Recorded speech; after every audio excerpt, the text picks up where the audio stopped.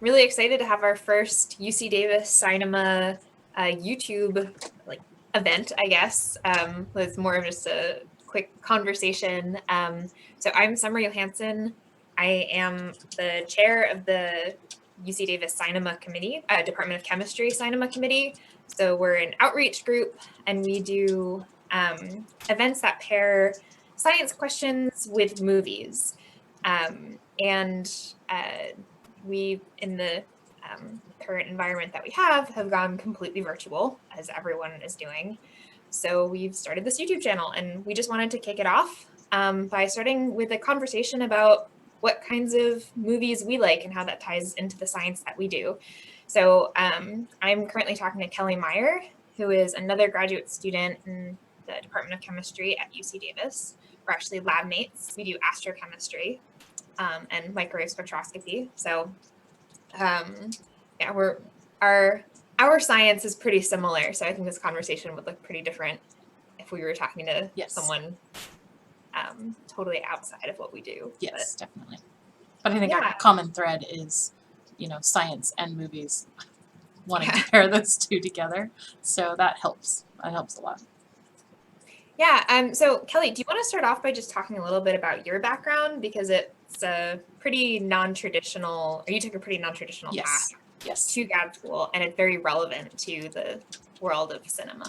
Yeah. Considering my bachelor's, so to speak, is in cinema. So I got it in 2009 from San Francisco State, and I did work in television for a few years, and in the end decided it wasn't for me for a variety of reasons, but the amount of experience I got and insight in storytelling and creating something that it was kind of very valuable. So when I decided to go back to school because of this desire to teach, I decided chemistry was where my interest ended up falling. So now I'm in graduate school in, becoming an astrochemist, but also with this weird background that I, want to do some storytelling as well. So I think this is the perfect melding of those two experiences. So it's exciting. And as you can tell, my setup totally rocks. So with my professional microphone and headset. So yeah, I'm very jealous. Yeah, it was a good purchase. Yeah. I mean, I don't have the same type of, professional level background, but I always grew up doing theater and music and was always very artsy as a kid. And like in college, got really into dance and making movies with some of my friends who were film majors. And that's always been part of my life. And I've also always been interested in science, but I felt like coming into grad school, I didn't have a good creative outlet. So this has been a really fun way to combine my love of all things, storytelling, like you said. Yeah. Science. There is definitely in grad school this, at least in the first few years, because I'm a third year, so I don't know what the end game looks like, but there is definitely a loss of creativity, which is really unfortunate. And that's why I think we're both drawn to this project, because we're very creative individuals. You know what I mean? So we want to kind of not lose sight of that, and we're also very, very passionate about science. So hopefully we can combine these two and reach out to the part of the community that maybe thinks of arts and science as this great divide between the two. I don't see that, so I'm hoping. Yeah, exactly. And I think one of the things that I realized probably in college, but I noticed it before that, doing putting theater productions together, is that the technical side of it and the very precise, almost scientific side of putting together any type of art production and performance is not that different from running a scientific experiment, where you do something and then you should tweak it and you iterate over and over until practice, rehearse, things like that. They're very, very similar. So it's funny you say that. But I think a lot of people miss that. when you're thinking about, an artist and Yeah. a scientist, and Yeah. I know so many scientists who are also amazing artists in some Exactly. way or another. Yeah. I think they feed each other. They kind of have to. I think there are aspects of both that have similar properties, so to speak. So it definitely doesn't surprise me that, like you said, a scientist goes out and has like a Tuesday night band that they're in, Yeah. or they do art shows, or they put on these YouTube live events during quarantine. So I think it's extremely relevant these days, and technology is so accessible at this point. YouTube has so many instructional videos on how to do what you want to do. So I think taking advantage of that and is great for us personally. So I think the fact that it's so accessible these days, back in when I got my original degree 10 years ago now almost, so it did not seem like it was a possibility to do what we're doing now, so that's thrilling. Yeah. So, talking about kind of our backgrounds, what movies and I guess books and other like storytelling modes did you love as a kid? And like, what were some of your favorite stories? And Hmm. do you see connections between those stories and the science that you do now?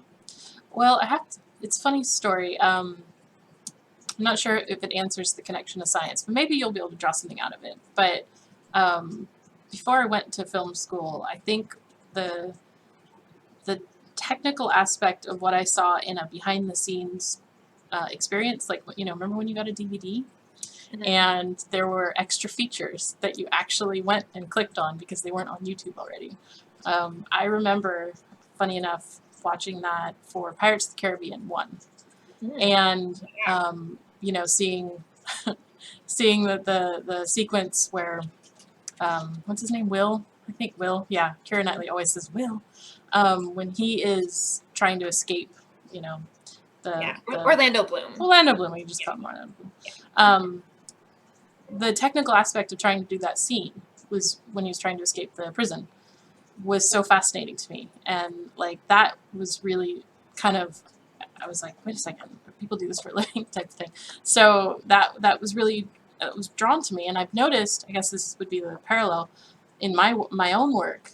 I do really like the technical aspect of it, being able to, you know, get your hands dirty, build things, fix things, test things. And that's what we do in our lab all the time. We are constantly testing and iterating and figuring things out.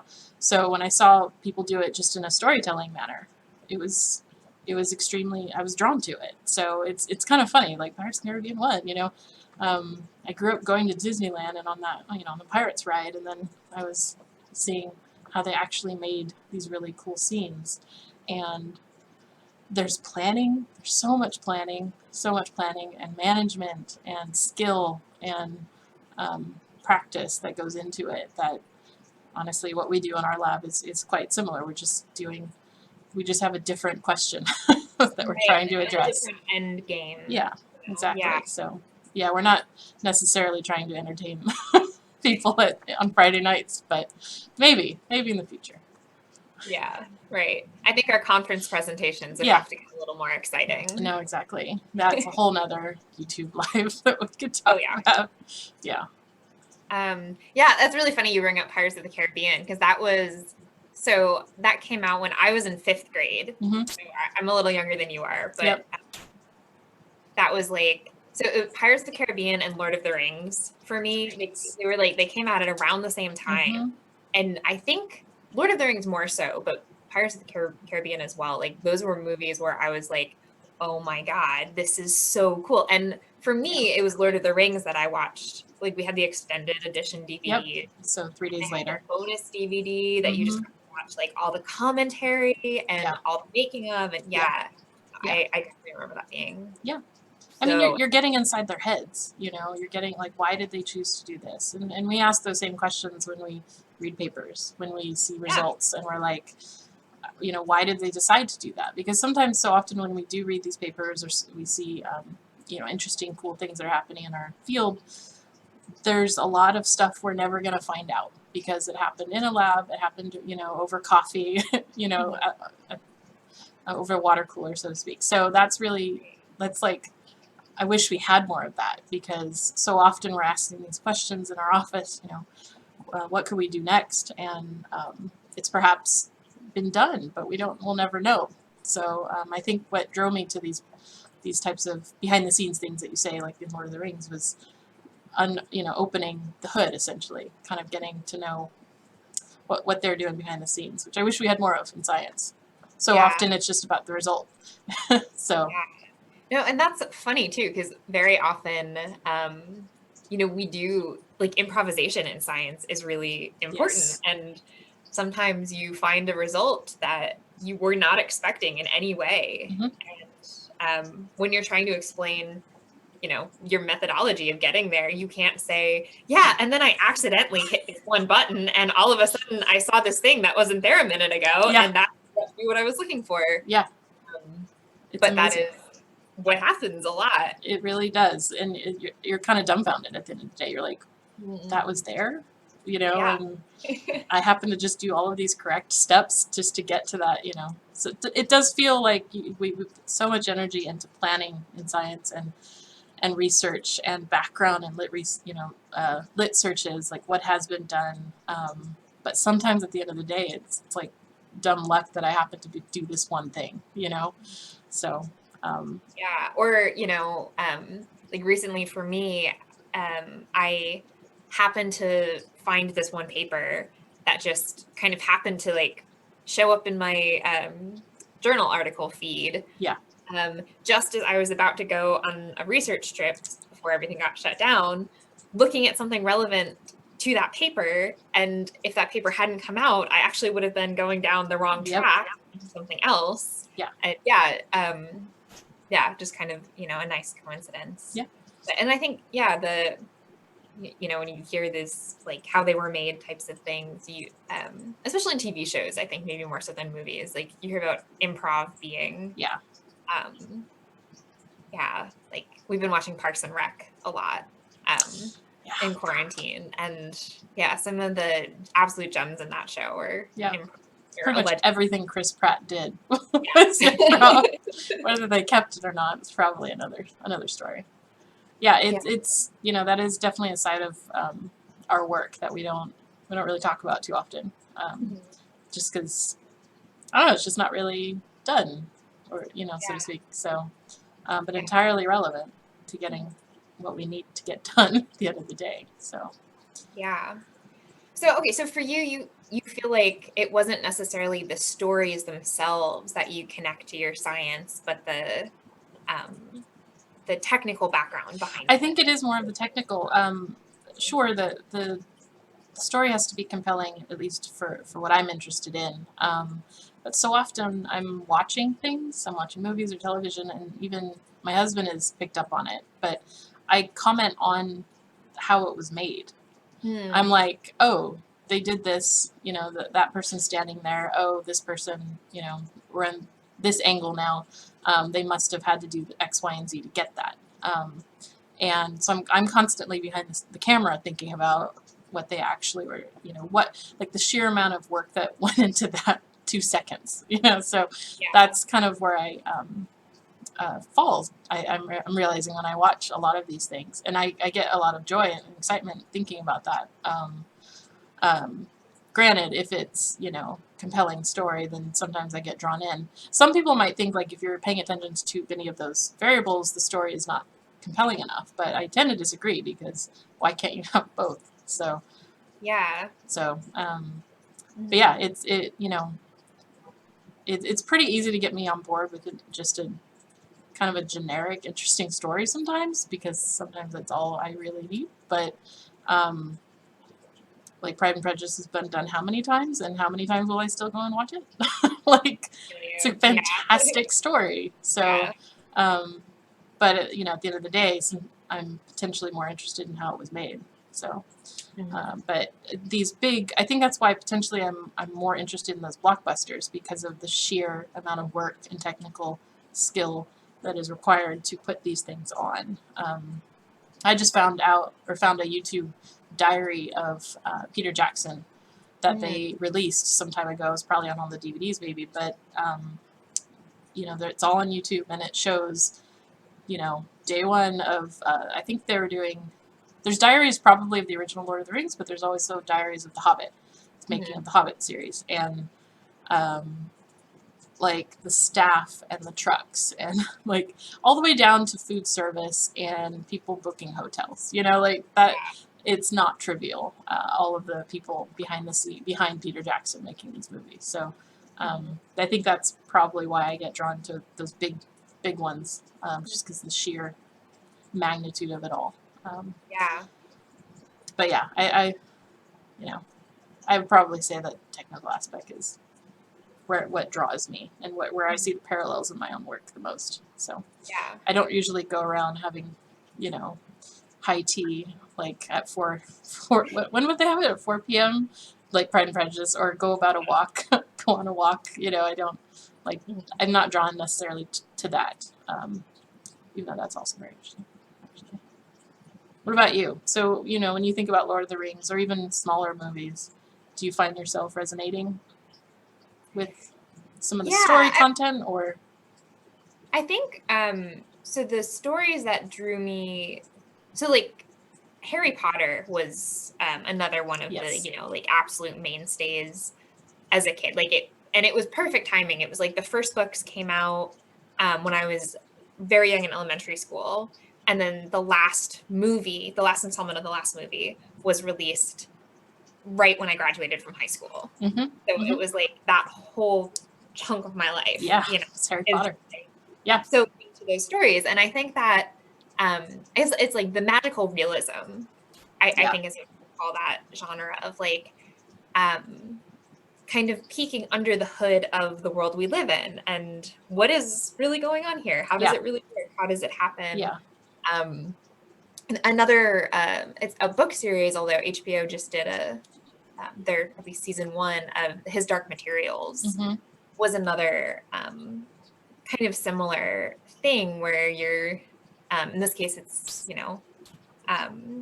like a multiverse type of story, but also that same idea of like how does it all work, and I think for me, like that's very much the science we do. And when we do spectroscopy, we're literally looking at some of the smallest things that you can do. We're studying molecules, and we're trying to figure out how these molecules react with each other. And so I think for me, like I really see that connection between those kinds of stories and the direction I've picked for my own career. No, exactly. And I mean, what we do in our lab too is also, God, so multifaceted. Like the amount of different types of skills that we've needed to develop over the years does remind me of like a film crew.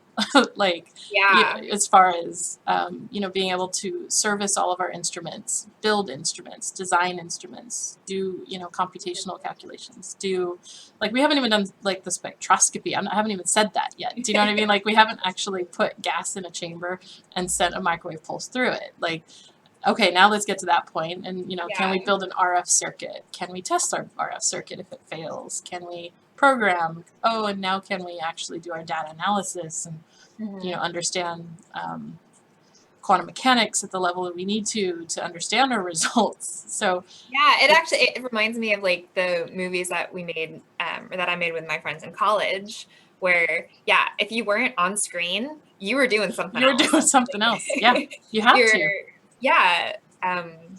Everyone was doing everything.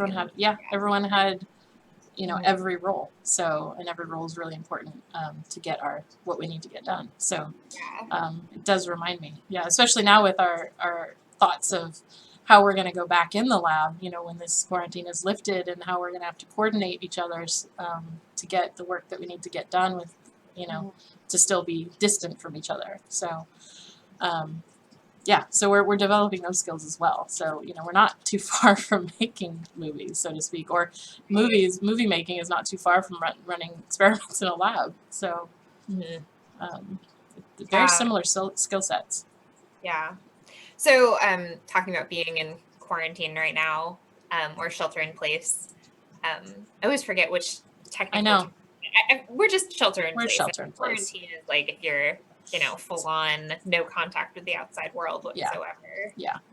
Or physical contact anyway. But yeah, so what have you been watching or playing or reading, or what kind of media have you been consuming while you're It's clearly we have like this magical bent with our conversations because I was just finished The Witcher, and it's on Netflix, and it was very compelling, I have to admit. And what I found interesting about it, like the magical, the monsters that are involved, and the actual like the timeline, like timeline was very different in shows I've actually watched before. So they decided to almost throw it out in a weird way, but keep you kind of grounded. You're like, because like every so often I'd be looking left and right, and I'm like, okay, where are we, like timeline wise, but in a good way. Like it kept me drawn in.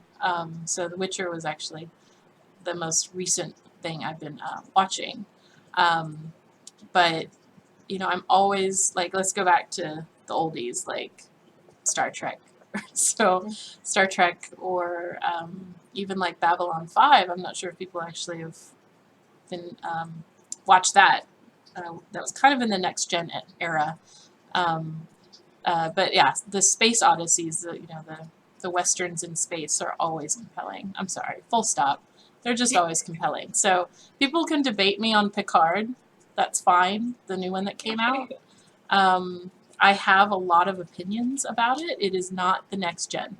It is not the next generation. So if you're expecting that, then you're going to be very sorely disappointed. But it brings its own flair, and Captain Picard's back, so yeah. you can't stay away from that. But I think for us working in astrochemistry, like, come on, anything space related, and is there life out there? Those types of thoughts are extremely relevant. I mean, that's what we're trying, to contribute in our field, are Yeah. some potential data to actually look at, to think more about those questions and expand those questions. So there's so much unknown. Yeah. No, it's such a good point. And yeah, space stuff is always yeah, we actually just finished season 2 of Lost in Space. Also on Okay. Netflix. Okay, I have not seen that one yet. Yeah. I saw the original Matt LeBlanc movie, but not the original television show either. When was it, back in I the haven't seen 50s or any 60s? original. Yeah. But it But the has new one? that type of like Star Trek-esque, every episode is like there's a big catastrophe and Yeah. then it gets solved by some amazing stroke of luck, where there's a 1 in 100 chance that it's going to Yep. work, and then Yep. it does, and everyone survives. Yep. Yeah. Or, almost every single time everyone survives. Exactly. But it's fun, and it's nice to see a more modernized version of those old, Yeah. like, space westerns, Yeah. essentially. They're compelling. That's why they keep making them. It's nice to have sometimes something that is more predictable, and Yeah. you're just potentially drawn to the scenery that you're interested in. And if it's space versus like, like the an actual Western on Earth or something like that, like you're just gonna be drawn to your aesthetic. So, but the story, like Star Wars, it's a space Western. So that's why they can have sound in space. So. Yep. Yeah, so speaking of that, when you watch these sci-fi movies, or really any movie, and some science comes up that's totally ridiculous, like, do you find yourself like yelling at the screen, or are you able to just kind of like roll your eyes a little and accept it? I'm able to roll my eyes. If like, because I understand what was involved to make it, and the unfortunate thing, perhaps, is the amount of advice that the director may or may not be getting to make it correct, make the science correct, and science is just the one facet of the scene. But if they're in a lab and they're doing improper technique, Yeah. that's where I get really squirmy. I'm like, oh, okay, Yep. especially with pipettes. There's something about people using pipettes incorrectly that just kills me. But, I would say when people are performing incorrectly, that's where I get a little probably more annoyed versus maybe a phrase or a thought that was just absurd. So like that, like the Ant-Man. Like you Right. just Right. think, right? I mean, you have a Yeah. lot of thoughts about the Ant-Man. But at Yeah. the Oh my same God. time, it's the Ant-Man. So you kind of have to give it a bit of, I don't know, leeway sometimes. Mhm. But I think being able to contribute, I mean, that's what we've talked about before, is having, trying to get into, I think it's the entertainment exchange that I've talked about, where Yeah. you can potentially put yourself out as a scientist and say, I'm, an expert in this field. Please contact me if you need advice on something, right? If you're writing a script and you need a technical or conceptual type of advice, then as a scientist you can contribute to that. So I feel like it's not as robust perhaps as it could be, because there's still a lot of mistakes that we see in modern movies. So Yeah. either the advice was given but perhaps not received. So that's always a potential issue. Like it just didn't work in the scene. And it's like, oh, Yeah. so I think what drives me crazy is not okay. So there are obvious times when like the sound in space thing, yeah, like okay, that one I roll my eyes at, but I get it, for the as an aesthetic device, being able to hear things exploding yeah, in Star Wars or Star Trek or whatever, like that is important. That lends something to it, yeah, even if it's inaccurate. What really drives me crazy is when they were given, it's like, they almost had a choice, yeah, and they could have been accurate, but they decided not to be. yeah, Or maybe it wasn't a decision, maybe they just didn't know better. yeah. But it's like a little more research, and you could have taught people something real, and instead you're um, You're taking just the lazy way out potentially. So yeah, yeah, I know that can be very annoying. And also I would say what's also like something like Gravity, or I've heard Mhm. um, the movies that try to get so accurate, but then like to the point where they're just like spot on about certain things, but then unfortunately what happens is if they're incorrect about one thing, then it kind of the entire threading is gone. So Mhm. I think sometimes people can take it too far where, you know, some movies did an excellent job except this one thing, and then they just focus on that one thing and lose sight of Right. it. So, Mhm. yeah, so it's really hard. It's really hard. I couldn't actually imagine, like, none of the stuff I worked with really, unless you count Teen Wolf, um, That's awesome. didn't really um, have a lot of science, so to speak. But Teen Wolf had, I don't know, those are just angsty teenagers. So Yeah, yeah, that's funny. Yeah, I think one of the movies that does it really well, is Interstellar, where they're taking, their science is as good as it can be while still allowing it to be really creative. yeah, And that movie's super well known for having Kip Thorne, um, astrophysicist from Caltech, like working really contribute. closely with them. That's great. So yeah, I think that's a great example of having, when you include the scientists, it can just make your movie a lot better. Yes, it can. Exactly. So yeah, We need more of that. absolutely. Well, speaking of scientists and movies, I think we're going to wrap up our conversation here, but I do just need to plug the full first cinema event that we're having, which is next weekend. It's going to be given by another grad student at UC Davis, Morgan Matson, who is a biological chemist, and she's going to talk about Jurassic Park and pose the question, could Jurassic Park exist? And if so, what would we have to do to get there? And I think there are some notable challenges and insurmountable roadblocks to actually getting to Jurassic Park, but it'll be really cool to hear what she has to say about that. So that's next Sunday, April 26th at 4 p.m. here on the UC Davis Cinema YouTube channel. Yes. Yeah. I'm excited. I'll be there. Yeah, Kelly is going to be our engineer, Yep. running everything in the background, Yep. just like what you're talking about. Yep. You know, Yeah. we have our roles. So I'm excited. I'll see you there. Yeah, sounds good. All right. Well, enjoy the rest of your weekend, Kelly, and it was great to talk to you. Yeah, you too.